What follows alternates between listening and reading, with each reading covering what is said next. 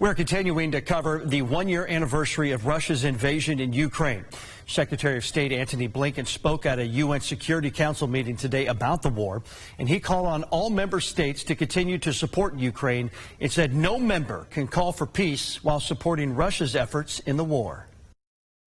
Any peace that legitimizes Russia's seizure of land by force will weaken the Charter and send a message to would-be aggressors everywhere that they can invade countries and get away with it. Blinken also outlined some of the devastation that Russia has inflicted on Ukraine's people over the past year. Joining us now to reflect on 1 year of this war is Dr. Glenn Doerr, Professor of International Studies at Cedarville University. Thank you so much for joining us, Dr. Doerr. So where does this war stand right now? If there was a scoreboard, what would it show? Well, I think there are two metrics. On the one hand, the Ukrainians have valiantly fought for their territory. They didn't capitulate after 72 hours. And the scorecard would show that the Ukrainians are doing very, very well.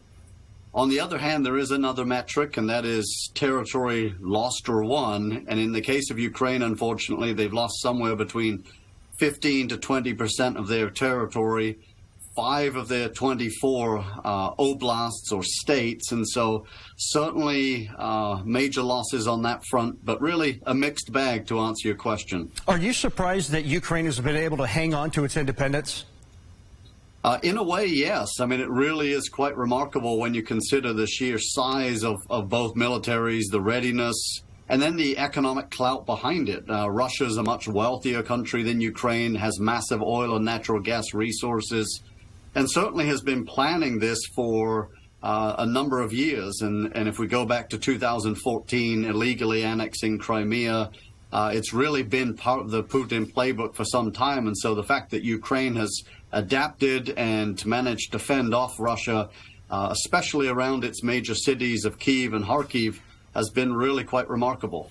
You know, Dr. Doerr, you did mention that Russia has been able to grab at least a small percentage of territory within Ukraine, but outside the physical territory, what has Russia gained politically or strategically, if anything? And also, what have they lost? Yeah, I think that's the important part of the question. I think they've lost a lot, especially in the West. There have been very significant sanctions, but at the same time, Russia has found ways around those sanctions. A lot of goods are still getting into the country via Georgia, via Turkey, via other routes. And so the Western sanctions really haven't been biting. But they've lost a lot, especially in the Western world, in terms of credibility. And it remains a major faux pas. Post-1945, when Hitler was vanquished, the idea in the world community was this would never happen again, that countries cannot just take and annex other parts of countries. And Russia has obviated that and lost clout in the eyes of the world as a result. The Western world continues to watch. NATO countries continue to watch as well, Dr. Doerr. Is Ukraine any closer to becoming a member of NATO? Not at this moment. Certainly with Sweden and Finland both looking to gain accession into NATO, that's probably going to be the most likely to go from 30 to 32 member states of NATO. But right now it looks like both Turkey and Hungary are blocking both of those.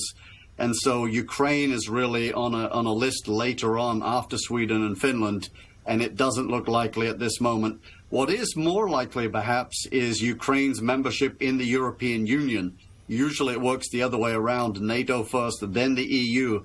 But there has been a real outpouring of sympathy among EU member states, and it is entirely possible that Ukraine will become more and more tethered to the EU.